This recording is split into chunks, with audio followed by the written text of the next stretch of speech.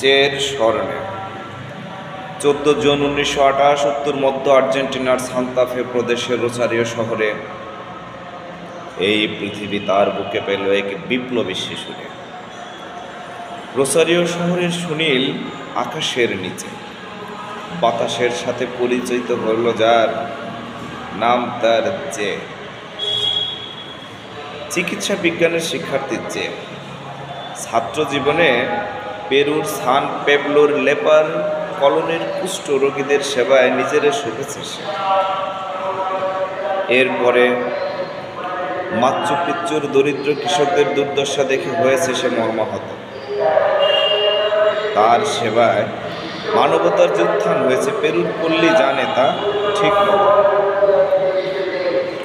বঞ্চিতদের অধিকার ফেরাতে দীর্ঘ আলাপ করেছে সে রাউল কাস্ত্রো ও ফিদেল কাস্ত্রোর সাথে। 1955 সালের 26শে জুন পরিচয় আলাপের পর হয়েছে সে বিপ্লবী দলের সদস্য। প্রাককালে মার্কিন সাম্রাজ্যবাদের ঘোর বিরোধিতা করে ইতিহাসকে পড়েছে সে ধর্ম। 25 নভেম্বর 1956 ঘাতকের বুলেটে বেয়োনেটের আঘাতে হয়েছে সে আহত। সেবার কিউবার বিপ্লবে 82 সহযোদ্ধা হয়েছে সে মর্মাহত।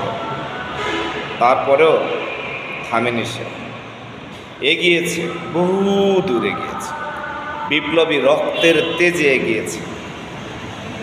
চিকিৎসক যে হয়েছে পুরো দস্তুর বিপ্লবী নেতা গোটা বিশ্বের মাঝে, গোটা পৃথিবীর মাঝে। সিয়েরা মাস্ত্রা পর্বতমালার ক্ষুদ্র পরিসরে পুনরায় হয়েছে সংঘবদ্ধ। গ্রেনেড আর রুটির চুলা প্রস্তুতে হয়নি কখনো ক্ষান্ত। বন্দোবস্ত করেছে পাঠশালার, যবে ছিল নিরক্ষর সঙ্গ। বিপ্লবী কাজের ফাঁকে ফাঁকে চলত বিনোদনের বন্দোবস্ত। গান কবিতায় আচ্ছন্ন হয়ে দেখিয়েছে তার হৃদয় কতটা কোমল। পৃথিবীর কুনীতি কুকীর্তির কারকেরা এড়াতে পারবে না তার দায়। কোমল হৃদয় সেটাও বিপ্লবী হয়। দক্ষিণ আমেরিকার বনাঞ্চলের সবুজের মাঝে বাতাসে দুলত যে হৃদয়, বিপ্লবী হয়েছে অধিকার বঞ্চিত মানুষের ভাগ্য ফেরাতে। এছাড়া আর ছিল না কোনো উপায়। সোভিয়েত ইউনিয়নকে সাম্রাজ্যবাদী ঘোষণা করায় শিল্পমন্ত্রী ও কেন্দ্রীয় ব্যাংকের দায়িত্ব হতে সরে যেতে হলো তাকে কিউবায়। তবু কি থেমেছে তার বজ্র কণ্ঠের হুঙ্কার? 11 ডিসেম্বর 1964 জাতিসংঘের বজ্র কণ্ঠের বলিষ্ঠ ঘোষণা, বৈষম্য ভেঙে ফেরাতে হবে অধিকার।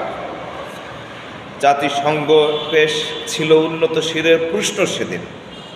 দক্ষিণ আফ্রিকার জাতিগত বৈষম্যের নীতি দমনে জাতিসংঘের কার্যকরী উদ্যোগ নেবে না কোনো দিন।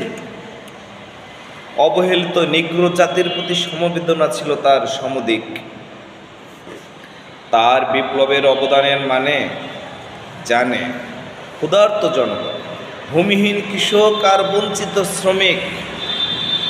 24 এপ্রিল 1964 কঙ্গোয় পৌঁছলেন চে। লুমুম্বা ব্যাটালিয়ন সংগঠনের দায়িত্বভার গ্রহণ করে সংগঠনের সাহস ফিরিয়েছে। 1967 সালে হাভানায় শ্রমিক দিবসের র্যালিতে তার বলিষ্ঠ অংশগ্রহণ আর পদচারণা ছিল শ্রমিকদের অধিকার ফেরাতে। মন্টেন ড্রাই ফরেস্টের দুর্গম এলাকায় বিপ্লবের ছাউনি ঘিরে সঙ্গীদের প্রশিক্ষিত করেছে সে তথায়। তারুণ্যের শক্তির কাছে দুর্গম গৃহের দুর্গমতা হেরেছে বারে বারে। বিপ্লবীর চেয়ে পৃথিবীর বুকে আজও তাই মডেল সকল বিপ্লবীর অন্তরে। এরপরে 7 অক্টোবর 1967 সেই অনাকাঙ্ক্ষিত কালো রাতে নির্বোধ সেনাবাহিনী হাতকড়া পরালো মহান বিপ্লবীর হাতে। রাত হলো অধিক কালো। 9 অক্টোবর 1967 বলিভিয়ার সেনাবাহিনী দিল যে সেই মুক্তিকামের লাশ ফেলে। নির্বোধরা তোমায় বলে সন্ত্রাস। তোমার সফলতায়, তোমার অনাকাঙ্ক্ষিত ব্যর্থতায় করে ওরা হাসাহাসি। প্রকৃতপক্ষে তুমি তো সমতার মণি, অধিকারহীনের নয়নের মণি। তুমি তো মুক্তিকামী, তোমায় আমরা শ্রদ্ধা করতে জানি, তোমায় আমরা শ্রদ্ধা জানাতে জানি।